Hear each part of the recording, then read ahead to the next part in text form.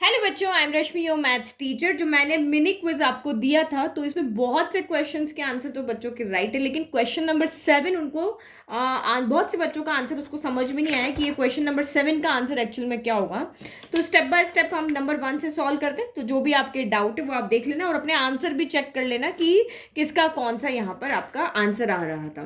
तो देखो, ट्रिग्नोमेट्री के बहुत इंपॉर्टेंट 10 क्वेश्चन थे। तो उसमें पहला क्वेश्चन था sine theta equal to 1/2 and theta is an acute angle, then 3 cos theta minus 4 cos cube theta किसके इक्वल होगा। तो आप यहाँ पे देखो, इस तरह के क्वेश्चन जब भी होते हैं तो उसमें आप एक थीटा फाइंड कर लो। यहाँ से जो गिवन इन्फॉर्मेशन है उसे थीटा निकाल लो कि थीटा कितना है, 0 है, 30 है, 45 है, 60 है, 90 है। तो वो थीटा की वैल्यू यहाँ रख के इजीली सॉल्व कर लो। तो देखो, साइन थीटा की वैल्यू 1/2 का होती है, तो आपको टेबल याद होनी चाहिए या फिर आपको टेबल बनाने आनी चाहिए। तो साइन थीटा की वैल्यू 1/2 का होती है, 30 डिग्री पे होती है। इसका मतलब आपका थीटा यहाँ पर कितना है, 30 डिग्री, क्योंकि sine theta equal to 1/2 sine 30 हो गया। तो आप अगर कंपेयर करोगे तो थीटा 30 आ जाएगा। तो बस अब आप यहाँ पे वैल्यू रखो और इसको इनको सॉल्व कर लो। तो ये कितना हो गया, 3 cos 30, सीधा का सीधा वैल्यू रख जाओ। cos 30 कितना होता है, तो ये आपका यहाँ पर √3/2 होता है। तो ये हमने यहाँ पे रख दिया। फिर माइनस आपका 4 है cos क्यूब थीटा। तो cos 30 अगेन आपका कितना हो गया, √3/2 हो गया। तो यहाँ पर आपका क्या करना है, √3/2 का यहाँ पर क्यूब करना है। तो ये आप इसको देखोगे तो ये 3√3 आपका यहाँ पर 2 हो गया। और 2 का क्यूब कितना होता है, तो 2 का क्यूब 8 होता है। तो 4 से ये 8 कैंसिल हो गया, तो नीचे तो आपका यहाँ पर कितना आ गया, 2 ही आ गया। और ऊपर √3 का क्यूब कितना होता है, तो √3 इंटू √3 इंटू √3 होता है। तो 2 √3 मल्टीप्लाई होकर 3 बन जाते हैं। तो ये भी आपका यहाँ पर क्या हो गया, 3√3 बच जाएगा। ठीक है। तो इतना डिटेल में नहीं जा रही हूँ क्योंकि अब आप बहुत इस तरह के क्वेश्चन प्रैक्टिस कर चुके हो, तो इसीलिए सिंपल से आपको समझा रही हूँ कि √3/2 का जो क्यूब होगा वो 3√3 यहाँ पर 8 आएगा। तो ये 4 से 8 कैंसिल होकर ये हो जाएगा। तो दोनों टर्म सेम है, बीच में माइनस का साइन है, तो ये कैंसिल होकर आंसर आपका कितना आ जाएगा, यहाँ पर 0। तो ऑप्शन ए आपका यहाँ पर क्या है, राइट है।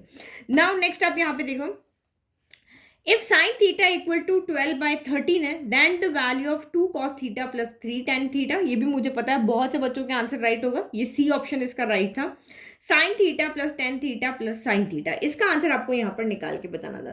तो देखो, या तो आप यहाँ पर क्या कर लो, टेबल बना लो। ये वाला क्वेश्चन है, इसमें आप साइन थीटा की वैल्यू दी हुई है, कॉस की निकालो, टेन की निकालो और सीधे से यहाँ पर क्या कर लो, पुट कर लो। या फिर अगर आप चाहो तो इसको सॉल्व कर लो। टेन क्या होता है, साइन बाय कॉस होता है, तो एलसीएम ले लो। फिर यहाँ पे आपका 10 साइन बाय कॉस होता है, तो एलसीएम लेकर के डिनोमिनेटर से डिनोमिनेटर कैंसिल कर दो। तो उससे हमारा साइन कॉस में चेंज करने से क्या होता है कि साइन के डिवाइड में भी हाइपोटेनस होता है, कॉस के डिवाइड में भी हाइपोटेनस होता है। तो फ्रैक्शन नहीं आता है और इजीली हम उसको बिना किसी मिस्टेक के सॉल्व कर लेते हैं। तो देखो, मैं यहाँ पे वही कर रही हूँ कि यहाँ कैलकुलेशन मेरी इजी हो जाए, तो मैं इसको थोड़ा सा सॉल्व कर रही हूँ। तो क्वेश्चन नंबर 2 में ये आपका 2 cos थीटा यहाँ एज इट इज है, प्लस 3 tan थीटा। तो ये कितना हो गया आपका, साइन बाय कॉस हो गया। तो मैं इसको हटा रही हूँ ताकि tan को खोल रही हूँ ताकि मेरा डिनोमिनेटर वाला काम ही यहाँ पढ़ना है। तो ये साइन थीटा हो गया, यहाँ पर भी आपका क्या हो गया, साइन थीटा बाय क्या हो गया, कॉस थीटा हो गया, और इधर साइन थीटा है ये। तो जब हम एलसीएम लेंगे तो डिनोमिनेटर के कॉस से डिनोमिनेटर का कॉस कैंसिल हो जाएगा। तो ये कॉस इसके डिवाइड में 1 है ना, तो ये यहाँ पे जाके मल्टीप्लाई हो जाएगा। तो न्यूमरेटर क्या बच गया आपका, यहाँ पर 2 cos स्क्वायर थीटा हो गया और यहाँ पर 3 साइन थीटा ही रहा। फिर यहाँ पे भी ये कॉस इधर जाके मल्टीप्लाई हो जाएगा। तो ये आपका कितना हो गया, यहाँ पर साइन थीटा कॉस थीटा हो जाएगा, और ये sine theta into sine theta sine square theta हो जाएगा। ठीक है। अब यहाँ पे क्या हो गया, और ये कॉस से आप एलसीएम लोगे तो वो ये वाला कॉस ये वाला कॉस कैंसिल हो जाएगा। तो इससे क्या हो गया, मेरे को अब डिनोमिनेटर लिखने की जरूरत नहीं, सीधा आप यहाँ पे आंसर लिख सकते हो। देखो, मतलब डिनोमिनेटर के लिए कहने का मतलब ये कि इसके भी डिवाइड में आपका 13 आएगा और इसके भी डिवाइड में 13 आएगा, क्योंकि साइन क्या होता है, P/H होता है, कॉस B/H होता है। तो अब मेरे लिए इजी हो गया ये सॉल्व करना। तो यहाँ देखो, साइन थीटा आपका यहाँ पे ये हम यहाँ पे ट्राइंगल बनाते हैं। साइन थीटा क्या होता है, P/H होता है। तो ये 12 है, ये आपका 13 है। तो ये आपका कितना आ जाएगा, हाइपोटेनस स्क्वायर यानी 13 स्क्वायर माइनस 12 स्क्वायर हो गया। तो ये हो गया 169 माइनस 144 हो गया। तो ये आपका √25 हो गया, यानी कि ये 5 आ गया, यानी कि बेस कितना आ गया आपका 5 आ गया। तो अब यहाँ पे वैल्यू रखो, 2 cos स्क्वायर, cos थीटा कितना होता है, B/H होता है। तो ये कितना हो गया आपका 5/13 का स्क्वायर हो गया। अगर ये स्क्वायर नहीं होते ना तो हमें डिनोमिनेटर लिखने की भी जरूरत नहीं पड़ती, बट स्क्वायर है इसीलिए हमें लिखना पड़ेगा यहाँ पर। और ये 3 साइन थीटा कितना हो गया, तो साइन थीटा आपका यहाँ पर होता है, ये आपको क्वेश्चन में दिया हुआ, तो ये 12/13 हो गया। फिर नेक्स्ट आपका साइन थीटा 12/13 कॉस थीटा, तो 5/13 हो गया। फिर प्लस साइन थीटा का होल स्क्वायर करो तो ये आपका 12/13 का होल स्क्वायर हो गया। अब बस आप यहाँ पे एलसीएम ले लो और सॉल्व कर लो। 5 का स्क्वायर 25, 25 इंटू 2 50, 50 अपॉन नीचे क्या हो गया 13 का स्क्वायर हो गया। फिर आपका यहाँ पे 12 3 जा 36 हो गया डिवाइड बाय आपका 13 हो गया, ठीक है। फिर ये 60/13 का स्क्वायर हो गया और ये 144 डिवाइडेड बाय आपका यहाँ पर 13 का स्क्वायर ही रह गया। तो सिर्फ यहाँ डिनोमिनेटर में यहाँ 13 का स्क्वायर यहाँ है, यहाँ नहीं है, तो यहाँ ऊपर जाके 13 क्या हो जाएगा मल्टीप्लाई हो जाएगा जब आप एलसीएम लोगे। तो ये तो आपका डिवाइड का साइन रहा, यहाँ एलसीएम आ रहा है 13 का स्क्वायर, यहाँ है तो यहाँ तो 50 का 50 रहेगा, यहाँ एक 13 है एक और नहीं है, तो ये 36 इंटू 13 हो गया। और डिनोमिनेटर में तो आप सीधा ऐड कर लो क्योंकि दोनों के डिनोमिनेटर में 13 का स्क्वायर, तो ये तो हो गया कैंसिल। अब इसको सॉल्व करो, ये 50 है तो 36 इंटू आपका यहाँ पर 13 क्या हो जाएगा, तो 36 इंटू 13 आपका ये हो जाएगा 468। तो ये 50 प्लस 468 कितना हो जाएगा, यहाँ 4 इसको सॉल्व करोगे तो ये आपका आएगा 468 आएगा। 468 प्लस 50 कितना हो जाएगा, 518 हो जाएगा। और इनको जब ऐड करोगे तो ये आपका 144, तो ये 204 समथिंग हो गया। तो अब इसको सॉल्व कर लो, 204 हो गया। अब इसको आप यहाँ पे 2 से कैंसिल कर दो तो ये आपका यहाँ पर हो जाएगा 2 2 ज़ा 4 हो गया, फिर 1 बचा, 2 5 ज़ा 10 हो गया, और क्या गड़बड़ किया, 2 2 ज़ा 4 11 हुआ, यस, तो 2 9 ज़ा हो गया, फिर 1 हो गया, 0 हो गया, 2 हो गया। ये ऑप्शन आपका यहाँ पर राइट है। तो कुछ क्वेश्चंस ऐसे भी होंगे जो आपका टाइम कंज्यूम करेंगे और कुछ ऐसे होंगे जो विद इन सेकेंड्स हो जाएंगे। तो टाइम मैनेजमेंट आपको एग्जाम में देखना पड़ेगा कि कुछ क्वेश्चन आपको लग रहा है तो बहुत ज़्यादा टाइम लगता है, आप उसको समय 20 में से 16 करने आप उनको छोड़ भी सकते हो। फिर given that sine theta equal to A upon B है, देन टेन थीटा क्या होगा, तो साइन थीटा क्या होता है आपका पी अपॉन क्या होता है एच होता है, और टेन थीटा क्या होता है पी अपॉन बी होता है। तो देखो पी तो सेम है, तो पी यहाँ पर कौन है, ए है, तो न्यूमरेटर में आपका यहाँ पर कौन आएगा, ए आएगा, मतलब ये ऑप्शन नहीं है, ये ऑप्शन नहीं है, इन दोनों में से ऑप्शन है। अब ए स्क्वायर माइनस बी स्क्वायर होगा या B square minus A square होगा, तो आप यहाँ पे देखो हमें बेस चाहिए, तो बेस यहाँ पर क्या होगा, जैसे ये ट्राइंगल हमें बेस चाहिए, तो हाइपोटेनियस का स्क्वायर माइनस क्या होगा परपेंडिकुलर का स्क्वायर होगा। तो हाइपोटेनियस कौन है, बी है, तो ये बी स्क्वायर होगा माइनस परपेंडिकुलर का स्क्वायर यानी कि ए स्क्वायर होगा। समझ में आया, तो देखो बिना कुछ किए हमने सॉल्व कर लिया और ऑप्शन डी आपका यहाँ पर राइट हो गया। न्यूमरेटर में ए हमने यहाँ से देख लिया, और ये B square hypotenuse minus perpendicular होगा क्योंकि हमें बेस चाहिए, तो B square minus A square होगा, ये नहीं होगा, ठीक है। तो इसका ऑप्शन डी राइट है। फिर नेक्स्ट आप यहाँ पे देखो, अब देखो यहाँ पे कहीं पर भी कोई स्क्वायर नहीं है, इस क्वेश्चन में उस क्वेश्चन को सॉल्व करने का थोड़ा अलग तरीका, ये हमने पूरा सॉल्व किया था क्योंकि यहाँ पे हमारे पास स्क्वायर की टर्म आ रही थी। अब इस क्वेश्चन में यहाँ पे देखो if tan beta equal to 3/4 है, तो हम यहाँ पे क्या लिख सकते हैं, टेन बीटा इक्वल टू 3/4 हो गया। तो टेन थीटा को हम यहाँ पे और क्या बोलते हैं, साइन बाय कॉस भी बोलते हैं। तो ये हमारा हो गया, ये वैल्यू को हम यहाँ पे साइन थीटा के लिए ले लेंगे और ये वैल्यू को हम यहाँ पे कॉस थीटा के लिए लेंगे। तो हम यहाँ पे इसको पी और इसको हम यहाँ पे बी क्यों नहीं ले रहे, क्योंकि हमें पता है साइन और कॉस के डिवाइड में जब हम यहाँ पे उसकी ट्रिग्नोमेट्रिक रेशियो की बात करते हैं तो ये पी अपॉन एच होता है और ये बी अपॉन एच होता है, तो कॉमन है ना, तो ये कैंसिल हो जाएगा। इस तरह से फ्रैक्शन आते हैं ना यहाँ पे, इस तरह से ये आपका यहाँ पर कैंसिल हो जाएगा। तो हम सिर्फ न्यूमरेटर को देख रहे हैं, तो इस तरह से स्मार्टली हम क्वेश्चंस को सॉल्व करते हैं। तो जब आप यहाँ पे वैल्यू को 4 इंटू, ना टेबल बनाने की जरूरत है, ना ट्राइंगल बनाने की जरूरत है, कुछ बनाने की जरूरत नहीं, सीधा आप यहाँ पे रखो। जब भी इस तरह का क्वेश्चन दिया हो, टेन बीटा 3/4 हो गया, 3 साइन थीटा हो गया और 4 आपका कॉस थीटा हो गया। रीजन क्या है वो मैंने आपको समझा दिया, क्योंकि डिनोमिनेटर इनके सेम आने वाले, कहीं पे भी कोई स्क्वायर नहीं है। तो 4 साइन बीटा कितना रखा 3, तो 4 3 जा कितना हो गया 12 हो गया, माइनस कॉस बीटा कितना है 4, तो 4 3 जा ये कितना हो गया 12 हो गया। तो 12 माइनस 12 हो गया। अब डिवाइड में कुछ भी आ जाए, जीरो को किसी से भी डिवाइड करोगे तो आंसर क्या आएगा आपका, यहाँ पर जीरो ही आना है। तो इसका मतलब इसका ऑप्शन यहाँ पर फोर्थ का जो ऑप्शन है आपका यहाँ पर बी राइट है। तो आगे जाने की जरूरत ही नहीं। देखो 12 माइनस 12 जीरो आ गया, जीरो क्योंकि यहाँ प्लस है तो कोई ना कोई नंबर यहाँ पे आएगा ही, तो जीरो को किसी से भी डिवाइड करो जीरो आएगा। तो ये ऑप्शन बी आपका यहाँ पर क्या हो गया, राइट हो गया। फिर if sine theta minus cos theta equal to 0 then the value of sine 4 theta plus cos 4 theta. तो ये मैं बहुत बार आपको क्वेश्चन करा चुकी हूँ, इसको थोड़ा सा सॉल्व कर लो। साइन थीटा इक्वल क्या हो गया आपका, कॉस थीटा हो गया, माइनस का इधर आ गया कॉस थीटा हो गया।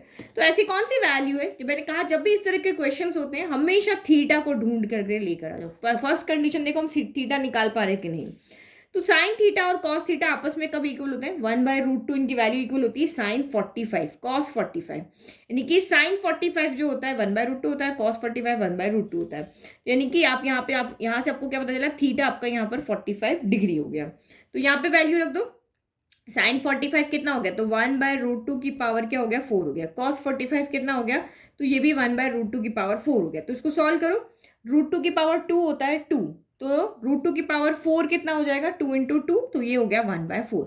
यहाँ फिर से देखो, √2 की पावर 4 है ना, तो 2 और इस तरह से मैंने इसको ब्रेक कर लिया, तो √2 की पावर 2 कितना होता है, 2 हो जाता है, और ये 2 का स्क्वायर 4 हो गया, तो 1/4 प्लस 1/4 कितना हो गया, 1/4 प्लस 1/4 होता है 1/2। तो ये ऑप्शन सी आपका यहाँ पर राइट है। नाउ नेक्स्ट 6 क्वेश्चन देखो आप यहाँ पे, the value of 2 tan square 60 degree -4 cos square 45 degree -3 sec square 30 degree. तो यहाँ तो कुछ करना ही नहीं है, बस वैल्यू रख लो आप यहाँ पे। हमें तो इस टेबल की वैल्यू पता है ना, ये क्वेश्चन आ जाता है तो इसको तो छोड़ना ही मत, क्योंकि इसमें आपको इजीली आप इसको सॉल्व कर लोगे, सारी टेबल की वैल्यू अगर आपको यहाँ पर याद है। तो देखो यहाँ पे tan 60 कितना होता है, तो tan 60 आपका √3 होता है, तो ये 2 इंटू √3 का स्क्वायर सीधा सीधा सॉल्व करो, 3 हो गया। फिर -4 cos 45, अभी कहा था 1/√2 होता है, तो 1/√2 का स्क्वायर क्या हो जाएगा, ये आपका 1/2 हो जाएगा। फिर -3 sec 30, तो sec 30 आपका कितना होता है, 2/√3 होता है, तो 2 का स्क्वायर 4 हो गया, √3 का स्क्वायर 3 हो गया। तो ये आपका यहाँ पर क्या हो गया, 3 से 3 कैंसिल हो गया, 2 से 4 कैंसिल हो गया 2 टाइम, तो 3 2 जा कितना हुआ 6 हो गया, 2 1 जा कितना हो गया 2 हो गया, और ये माइनस का 4 हो गया, तो 4 में 4 माइनस माइनस प्लस होता है, 4 और 2 6 हो गया, 6 में से 6 गया, तो आंसर आपका यहाँ पर 0 हो गया। समझ में आ गया। नाउ नेक्स्ट जो हमारा मास्टर क्वेश्चन है, कि ये वाला क्वेश्चन जो है थोड़ा ट्रिक से इसको हम सॉल्व करेंगे। अगर आप सीधा सीधा एक्स और वाई की वैल्यू निकालने जाओगे तो यही निकलेगा, क्योंकि कमेंट में मैंने देखा था बहुत से बच्चों को क्वेश्चन नंबर 7 नहीं समझ में आया था।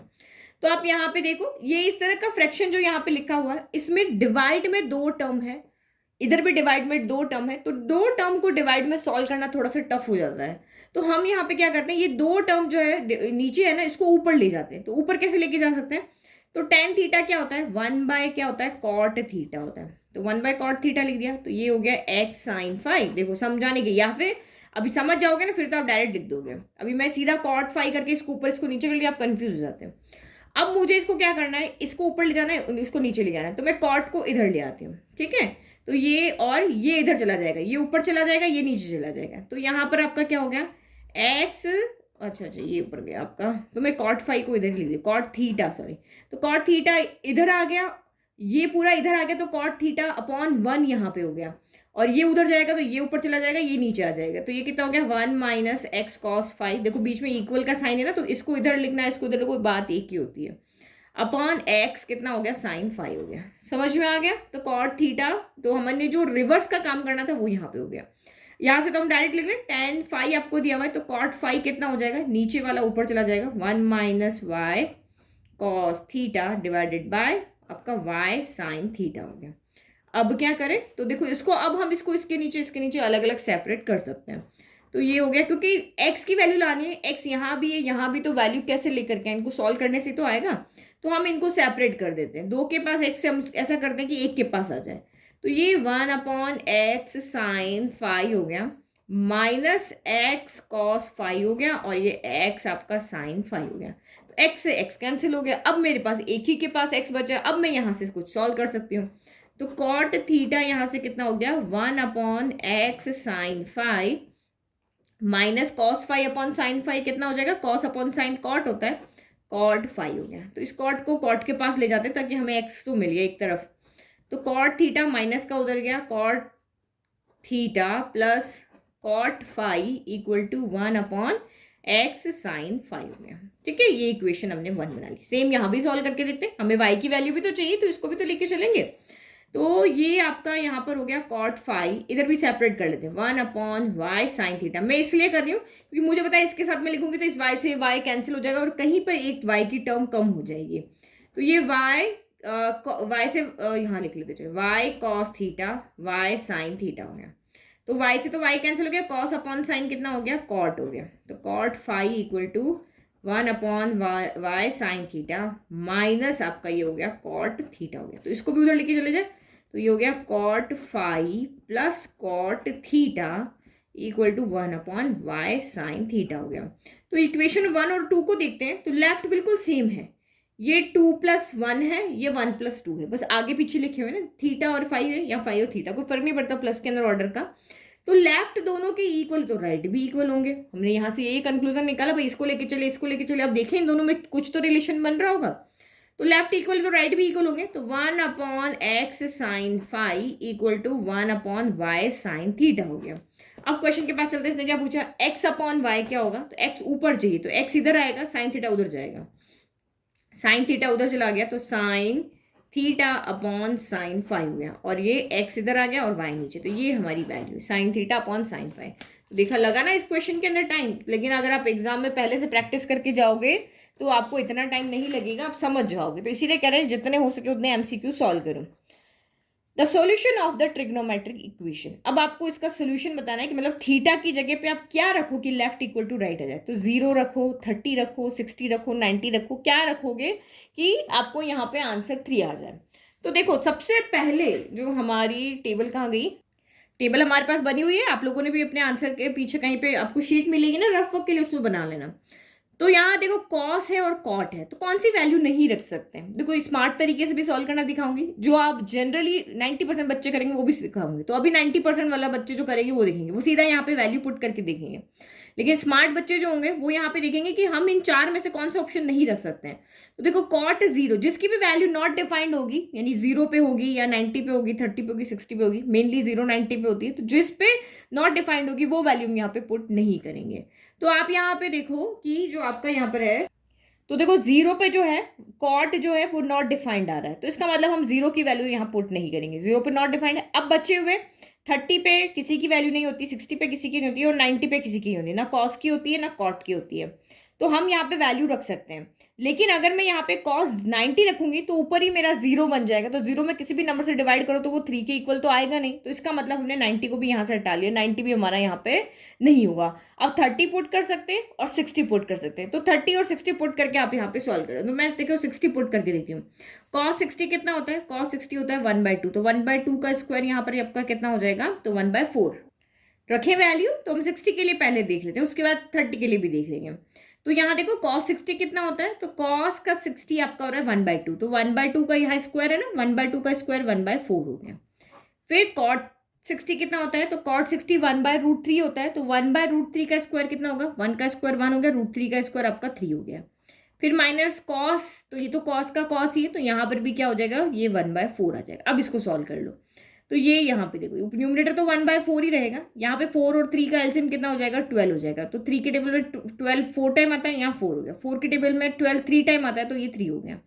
तो नाउ 1/4 एज इट इज रहा, इनटू डिवाइड को हम मल्टीप्लाई में चेंज करें, 4 - 3 कितना हो गया, 1, 1/12 हो गया, तो ये 12 बाय कितना हो जाएगा, 1 हो जाएगा।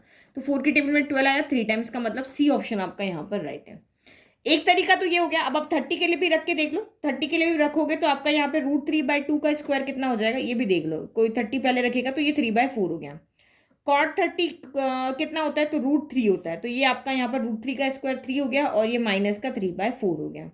तो ये तो आपका यहाँ पर 3/4 ही रहा, इनटू में लगा देती हूँ, ये इधर जाएगा, 4 3 12 हो गया, 12 में से 3 गया तो ये 9/4 हुआ, तो ये 4 बाय आपका यहाँ पर कितना हो गया, 9 हो गया। तो 4 से 4 कैंसिल, 3 की टेबल 3 आया 1 टाइम, 9 आया 3 टाइम, तो ये 1/3 आपका हो रहा है। इसका मतलब ये वाला राइट नहीं है, ये वाला ऑप्शन आपका यहाँ पर राइट है कि थीटा इक्वल टू 60 रखने पर होगा। और आप चाहो तो इसको सॉल्व भी कर सकते हो, कॉट की जगह कॉस अपॉन साइन करके और पूरा इसको सॉल्व करके आप देख सकते हो, फिर आप यहाँ पे वैल्यू को रख सकते हो।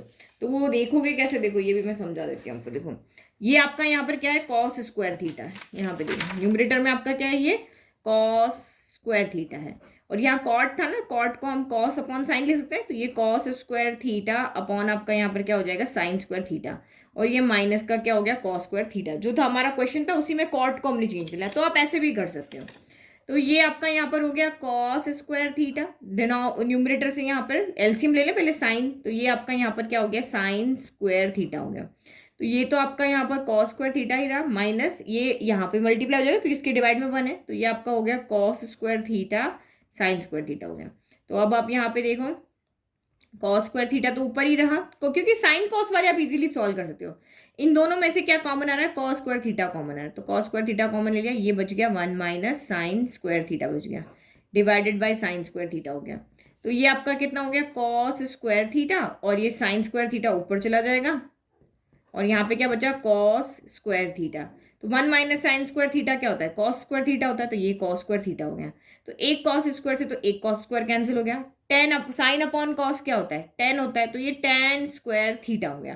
तो 10 की कौन सी वैल्यू, यानी 0 पुट करें, 30 पुट करें, 60 पुट करें या 90 पुट करें कि ये 3 आ जाए, क्योंकि हमें पता है tan 60 क्या होता है, √3 होता है, तो √3 का स्क्वायर 3 हो जाएगा। तो यहाँ पर भी आपका थीटा कितना हो गया, 60 डिग्री बताया। चाहे ऐसे करो चाहे ऐसे करो, आंसर आपका सेम आ रहा है, सबका अपना तरीका है। What is the value of tan theta cosec square theta minus sine theta sec theta का होल स्क्वायर? तो इसका भी होल स्क्वायर, इसका भी होल स्क्वायर, तो ये तो हमें सिंपली सॉल्व करना पड़ेगा। तो कुछ जब आपके दिमाग में नहीं आ रहा तो आप सिंपली दिमाग में हमेशा 90% क्वेश्चन लगता है साइन कॉस में सबको चेंज कर दो। तो tan क्या हो गया यहाँ पे, साइन थीटा बाय क्या हो गया, कॉस थीटा हो गया, और कॉसेक क्या होता है, 1/sin थीटा होता है। तो कुछ ना कुछ तो इक्वेट होगा। ये आपका यहाँ पर क्या हो गया, साइन थीटा हो गया, सेक क्या होता है, 1/cos थीटा होता है। तो यहाँ साइन से साइन कैंसिल हो गया, तो 1/cos क्या होता है, सेक होता है, तो सेक स्क्वायर थीटा बन गया। और साइन अपॉन कॉस क्या होता है, 10, तो ये आपका यहाँ पर क्या बन गया, tan स्क्वायर थीटा बन गया। तो sec square theta minus tan square theta, हमारे पास आइडेंटिटी हमें पता है कि 1 + tan square theta sec square theta होता है। तो ये आइडेंटिटी से हमारे यहाँ पे वैल्यू क्या आ गई, ये 1 आ गई। फिर नेक्स्ट क्वेश्चन, ये भी मैंने आपको बहुत बार प्रैक्टिस करवाया है। If tan alpha plus cot alpha equal to 2 है, तो अल्फा, वही मैंने आपको कहा जब भी इस तरह का क्वेश्चन है कि हमें एक वैल्यू दी हुई है, एक इक्वेशन दी हुई है, दूसरे की इक्वेशन फाइंड करने के लिए बोला है, तो हमेशा थीटा निकाल कर लेकर के आ जाओ। कि मतलब थीटा 0 रखने पर सॉल्व करने पर 2 आ रहा है, या 30 रखने पर, या 45 या 60 90 जो भी रख सकते हो, उससे इक्वल आना चाहिए। जैसे हमने अभी पीछे किया था ना, sign theta minus cos theta, ये वाला किया था ना, बिल्कुल ऐसे। तो हमें पता है कि tan 45 और cot 45, क्योंकि ये अल्फा है तो एक ही एंगल रख सकते हैं, मतलब 45 रख, दोनों जगह 45 रखने पड़ेंगे। तो जब हम यहाँ पे थीटा इक्वल टू 45 डिग्री रखते हैं, तो tan 45 भी 1 होता है, cot 45 भी 1 होता है, तो 1 + 1 आपका ये 2 हो जाएगा। तो 45 इसका मतलब हमारा यहाँ थीटा हुआ।